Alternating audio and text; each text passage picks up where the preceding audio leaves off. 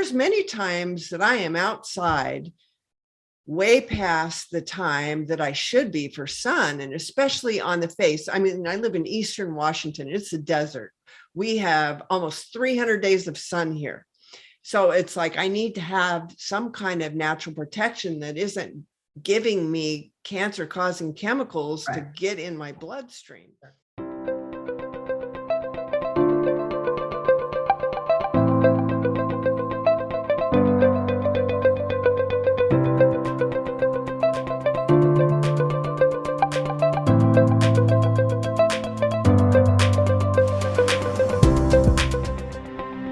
Talk about some of the skincare stuff. I'm one of these people, I'm really, really sensitive to skin stuff. And so I am always hesitant to try. I have a few things that I use, but I'm in the keto, carnivore, animal-based meat loving group. And a lot of people in the animal-based community, primal community, love using animal-based products. And you have a whole tallow-based line that I want to kind of talk about. Plus I want to talk about the Dead Sea mineral. I love some salt. Love this stuff. So very interesting ones. I just wanted to kind of so we have tallow deodorant, y'all. Right. Okay. And look at the 5-star reviews. In, I don't know, 7-8 years that we've been making it, I've only had 2 people not be able to use it. Now we do have a little tiny bit of baking soda in there. And there's been many people that are sensitive baking soda that have tried it that can use it, but there's been 2 people out of, we sell thousands of jars of this stuff. I'm one of those people that's normally can't use, I don't use any deodorant, antiperspirant. I haven't in 20 something years. I have the occasional, I'll use something if I am speaking at an event and I'm presenting and I might be nervous. So I might use, let me say, I will use antiperspirant maybe 3-4 times a year on a special event where I'm, everybody thinks I'm not nervous, but I am actually, and I'll do that. But otherwise I don't use anything because my skin is so sensitive. So even but I'm going to try and we're going to see. And you only use like not even a pea size. Oh, wow. So this thing is going to last months. Months. Yeah. I like that. So we have a lemon lime. And then the fresh, just what is that? The fresh has high altitude lavender oil and organic tea tree oil in it. Okay, so cool. The 2 kind of cancel each other out. So it doesn't smell like tea tree and it doesn't smell like lavender. It's kind of a fresh scent. Okay. And then the lemon lime is actually, that lemon myrtle has more antibacterial properties than even tea tree oil. So if you really have a perspiration odor problem, the lemon lime, because like my daughter, the fresh doesn't work all day for her. Okay. But the lemon lime does. Okay. So, for the toughest person, you might, go with the lemon lime, but the smell of it, I mean, if you open up the jar, it's not like overpowering, like your citrus and, you're going to smell obnoxious or anything. Yeah. We use just the bare minimum of essential oils necessary to make the product work because some people are so sensitive to that. I love it. I love the tallow lines. I've used many of these kind of natural deodorants and none of them were actually tallow based that I've tried before. So I'll be curious to see with the combination for me, for a very, very, very sensitive person. Most people are not anywhere near as sensitive skin as mine. But for the carnivore community, the keto community, you've been asking me, what about a tallow? What about a tallow? What a tallow? I'll back this because I've looked and read everything of where she's getting it. She doesn't play on her quality, you guys. It's kind of. Yeah, as far as the tallow, so there's a group of farmers that actually a lot of them are organic, just not 100% of them, but they're all grass fed. They don't do any immunizations or any medications or anything like that. And so we get the fat off the cow, but not the whole cow, because there could be 300 pounds of fat on a cow. We only get what's in the fascia sac that sits on top of the kidneys. So that's the purest of the pure. Oh. And then we cut it and we, get the fascia off there. Any discoloration like from blood or anything like that, we throw away. Then we put it, I actually had a special big cooker made because with a stainless steel screen in it, and we can cook it on very, very ultra low heats. And so we cook it for days, and we crank and we pour off, and we triple filter the fat, and then we refrigerate it. So it's like liquid gold, because for every pound of fat that we buy, after all this processing, well, it's gently processed. In other words, it's very low temperature, like 130 degrees. And then it melts, and we put it in there. We only end up with 1/4 of a pound. So Wow. 75% of it is waste. Now, there's a lot of other tallow products that I bought, lotions and whatnot, and you literally smell like cooked hamburger walking around, you know. and so this, you're not going to you don't have that rotten cow smell. Yeah. You do not have it. Awesome. That's I'm going to go, well, I'm going to leave the sunscreen till a minute, because I'm going to do a caveat on that. Well, you know what I mentioned, let's just do it. So you actually have a tallow-based SPF 35 sunscreen. I am pretty anti-sunscreen overall, but because as I'm teaching people though, however, why are you burning? Too many seed oil, Right. lack of infrared sunrise, sunset, and imbalanced, exposure of light, lack of low cholesterol, low fat diets. There's a number of reasons outside of you're a very fair-skinned person. And obviously there's a big range of how long someone can stay in the sun. And so even if you're doing things right and you've gone from 15 minutes, I don't burn, but in 2 hours, I'm going to burn, and I'm trying to go to the beach, or even somebody like me with darker skin, if I flew in a plane right now to the equator and spent too long, I would burn. And so there are these time and place reasons. I get it, where you might want a sunscreen that isn't full of toxic, carcinogenic poisons, and that is actually going to help your skin versus, hurt your total life.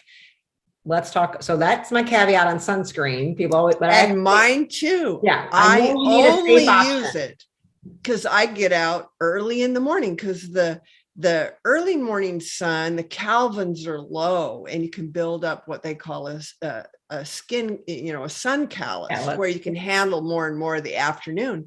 But there's many times that I am outside way past the time that I should be for sun, and especially on the face. I mean, I live in Eastern Washington. It's a desert. We have almost 300 days of sun here. So it's like, I need to have some kind of natural protection that isn't giving me cancer causing chemicals to get in my bloodstream. I get it. I get why we have to have some reasons for it. People always want to ask me. So here we have a tallow-based. How are you getting it? What's making the sunscreen? Tell us a little bit about this.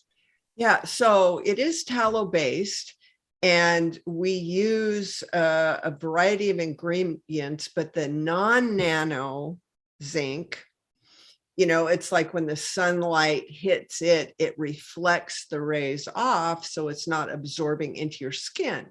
But there's a few other natural sunscreens that I've tried, and they have the weirdest smell. So we played along, around with it for the longest time, and came up with, because a lot of them will smell like chocolate, or they'll smell just kind of weird when you're trying to cover up that cocoa butter, smell, and so on and so forth. And so after a long time, we came up with something. But the first thing, the mistake you're going to make when you open this jar up, you're going to put a lot on your body. But see, this is going to, like, especially if you proper moisturize with some of them, that's like way too much though. Like, so take like very little bit, and that's going to like cover your whole arm practically. Look at that. Oh, it's like the lightest, softest wet. Wow. Yeah. Oh man, it does smell good. But yeah, and it's not weird, and it's, all natural ingredients, and it actually works. Wasn't what I was expecting. It's like a soft, it's like mousse. Like whipped cream. A lot of our lotions, there's a whole process to making them, because, and the timing of what we do when, because some of Okay. the ingredients that are in there will settle and it won't, as it cools. Yeah. So it's like there's a lot of whipping involved that we do to get that spreadable texture to where all the goodness butter. is everywhere, So like what, it's a dumb question, but balm versus lotion, like Right. So we have balms, we got lotions, and we have cellulite reduction. I was like, please give me a lesson so I don't screw this one up. So that's what I want to know. So we got these and I just love the acceptance. I mean, I'm like, what is happening here emotionally if I put this on me? I didn't want to use anything until Eileen explained everything to me. So the balms, so we started with the deodorant. That's the first thing, because nothing worked for my daughter, and me, I just wasn't wearing it, but I was still smelling, a little bit here and there. And so we developed the deodorants, and then we went to the balms. So like if you have dry, cracking skin somewhere, or like something on the top of your skin where you kind of want to have it stay moisturized longer instead of just absorbing completely through the layers of your skin, the balm is the way to go. Okay. And then we have two. There's one with acceptance that's got all kinds of essential oils in it that are super, healing. You've got the frankincense, sandalwood, blue tansy, bergamot, rosewood, lang lang, geranium, neroli, and coriander. Yeah. And so it's just a favorite. And then we use that oil blend. Well, I had people buying the balm and they're going, I'm going to like spread this all over my body, but it doesn't spread very well. And I'd have to use jars of it. So they said, can you do a lotion? So then I started investigating different oils that we could add to the tallow base. The majority of what's in the jar is the tallow. And that's actually the most expensive component because of all the labor and everything. It's we call it like liquid gold. But, I was really concerned about the polyunsaturated fatty acids, and so every oil has a PUFA rating. And so they're saying now that if you can keep your PUFA rating under 10, then you're safe. So even though some of the ingredients in here are gonna be this is the old label. We changed our recipe here. I've got my old labels here. We're not using the evening primrose oil anymore in the anti-aging. Yeah, I have an anti-aging. And but it's got Baruti oil and jojoba oil and tamanu oil, just all kinds of different oils, but their overall PUFA rating is very, very low. I think the highest PUFA rating we have is like a 6, so we kept that in mind too, but then I just did a whole bunch of research and it's almost like making the light bulb when we do a new skincare product, because we're like doing all these batches and then we're using them to make sure that it's not going to cause your face to break out from, clogging. Do you end up like saying, oh, that didn't work and we have to give it away or throw it away? Is there like a lot of that goes on? Like, well, that was a good set. That wasn't a good set. Well, we'll make like a small bowl of it and then employees, we use it, or like I'm still working on a smaller jar with peptides and even more anti-aging ingredients for like around the eyes. Okay. So the anti-aging, like Revive Youth, is this for like the face mostly? I put that on my face and neck every day. Okay. After the Revive facial toner with the minerals. Okay. So now I get it. So that's the Revive Youth, and we have the Revive We have the fresh Yeah, I have fresh, and then the revive. revive. Yeah. So So that all of this together. now the fresh is maybe for someone who's not so concerned with wrinkles or trying to reverse, aging. It's very nourishing. Okay. The revive has a lot more expensive ingredients in it. There's a should this be price for difference. Like my teenager. Yes, exactly. And then this is for mama. Yeah. Yeah. Because it's amazing when you hit a certain age, you're like, oh yeah, I don't want that anymore. I need the whole other situation. I'm like, we need to start doing things that we didn't have to do before. Right. I know, Eileen, I just have a sidebar. So I'm in the longevity that kind of world. And I'm always fascinated at the number of 25-year-olds in this field telling everybody what to do. I'm like, you're 25. They're like, how to stay lean. I'm like, just be 25. I'm like, are you serious? How to have good skin. She's 27. I'm like, I don't want to hear it. Because I could have a gallon of vodka 4 days a week and have good skin when I was 25. So whatever. God bless. But I'm like, oh man, talk to the over 50 crowd. All right. So this, I would tone with a cotton ball, wash my face, tone, and then put this on AM, PM. Yes. I'm excited Exactly. to try. I'm going to see. I'm so nervous about new things on my face. I'm not going to lie. That's why I've had it a while. And I'm like, ooh, tallow. I have never used tallow. And I know Well, have you ever popular. I've just been a little afraid. But have you ever cooked with butter and got butter on your skin? Did you notice how quickly it absorbs in your skin? True. Your body loves that animal fat. People tell me it's great. On my face, I've been a little nervous. I went through the coconut oil thing and it broke me out really bad. Oh yeah. Yeah. So I was like, that didn't work. That was horrible. So, all right. So with Fresh for the younger people. Right. Or if you're on a budget, revive if you got a little bit of this. What's up with the cellulite reduction stuff? Well, I lost 30 pounds.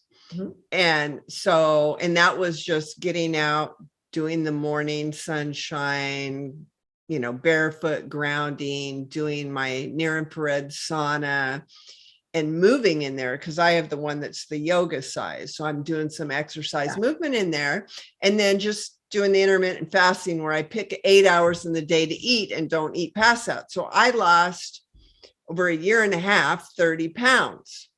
And so I was concerned about all this loose skin, and so basically I created a lotion that has ingredients that cause the cell to increase their metabolism. So, to burn fat and to tone things that tone. And so I started putting that on and then I started going, I need a body toner. So what I do is the body toner I put on first, then I put the lotion because it makes the lotion spread even more. And then it pushes, there's stuff in the cellulite reduction that increase the transdermal penetration. So it even pushes the minerals, into the body. So I use the body toner with the cellulite, not only to help firm my skin, but to push the minerals from the Dead Sea toner into my body. Because, we try to get our minerals, orally with our food and things like that. But there's a lot of transdermal absorption that are at much higher rates than whatever we put in our mouth. Yeah. And so I'm in the process of another version of the cellulite because I came across 4 new ingredients. So I'm actually going to be enhancing the effectiveness of that one, even though I don't have any baggy skin for losing 30 pounds. So, because I went from a size 12s were tight. I was in a 14. Now I'm in a size 6. Yeah. And she's like 6 feet. You're like 6 feet, 6'1" or something like that. Yeah. I'm 6 foot. Yeah. Yeah. So that's why I did the cellulite lotion. Do you like put it in and you do this with it, like the rubbing, or I usually do that when I'm dripping wet in my sauna. Okay. because then you don't need any lotion or anything like that. Then I can just clean up the brush and Yep. take a shower. Then afterwards, put my toner and put my lotions I on. love the size of this. I had like 3 or 4 of the fascia blasters. I found them to be too harsh. I did bruising and things like that. So I tell people like, look, I love the concept, and if it works well for you, awesome. But I found it to be kind of physically exhausting to be the sizes in this. I'm like, oh, this is nice and small, and I can certainly kind of go in there and get that. And it's all about the fascia constricting, the fat cells. You guys, cellulite is really a lymphatic drainage and fascia problem. It's not really a fat problem per se, but those poor fat cells can't move and constrict and move the way they are. And these are great protocols and great things to do in addition when somebody's doing like a longer detoxification protocol with me or another clinician. They often just think of the supplements. They think of like the chelation process, and they don't think of these other things. People get amazed when I explain taking Epsom salt baths and what that does and how we can absorb things. Like, you guys, the skin is great. Like, they don't think about it. And I'm always amazed when parents, I just had a patient, autism child, and I said, we have Epsom salts. And she goes, yeah. And I said, put them in the bath for him. And she was like, oh, I never even thought to. She bought it for her. And I'm like, children need it too. We need magnesium sulfate as well. So give it to him, right? Okay, so I think I wanted to go over one more lotion.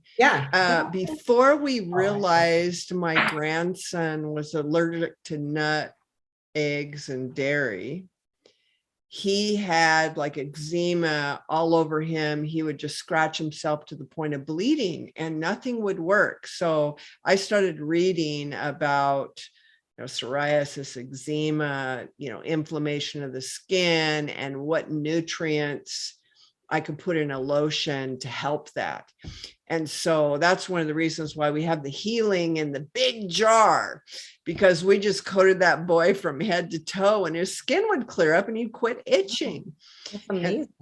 And so there's something there for people that if they're having problem skins, obviously dial down to see if there's an allergy, things like that. But, there's always someone who's got something that needs to be healed on their skin or, things like and that. although you guys, again, link down, I'll have all the links. If you're like, I need that, just go click down and go get what you need right there in the store.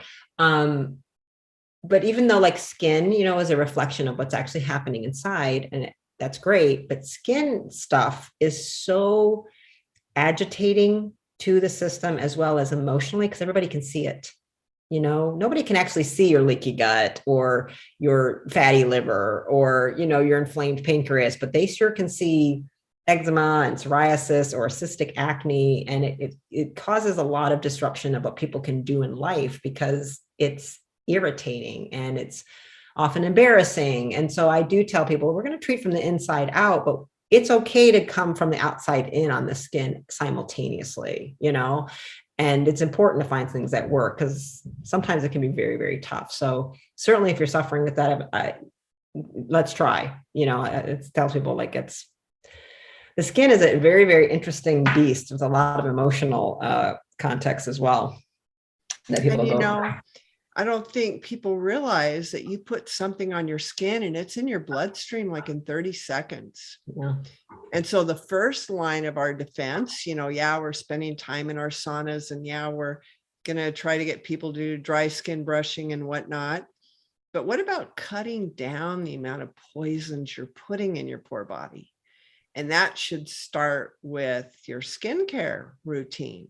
And particularly women. We really put, I think, I forget the number. I'm sure you might know this. It's like over 500 there. There was a study that said that women, between all their shampoos and body washes and makeups and lotions, nail polish, and, all that, they said like over 500 chemicals. And what really breaks my heart is like they're doing it to their little girls, and they think they're giving them a treat by taking them to do things or putting things, and it's poisoning them and ruining their hormonal systems. And we have very destroyed endocrine systems. We have plagues of hormonal issues now. Thyroids don't work, ovaries don't work, testes don't work. Nobody can get pregnant. And everybody's kind of seeing something's wrong, and they not quite knowing all of it. And you're absolutely right. What we're putting on our skin and hair and nails, all of it is a huge part of what is going on. And this simple thing, I tell people, I'm not ready to wear no makeup. I'm not ready to not do any lotions. I just am very selective and particular about what those things are. And you won't find anything that I use in any normal store on any kind of shelf coming from any major, if it's from CoverGirl, Maybelline, Estee Lauder, I'm not using any of it, because none of it is to par. It's all horrible. So, and that includes almost all the stuff you're going to find in Whole Foods. They think that means it's safe. No, it does not actually. So it's now, not a hard step. Whole Foods has a standard. There's over 400 items that they're supposedly not supposed to sell if it's on that list. I know, but and so there's other things that they allow when I've been doing my research and making our products that I wouldn't put in, ours as well. I mean, everything from preservatives. The preservatives we use is made from radishes, and it has the gram kill, and, the products are totally safe. I mean, we're always, we do our batches, we've got our serial numbers, we do the testing, to make sure they're safe, but cool. they're totally natural, non-toxic, Yeah. and they work.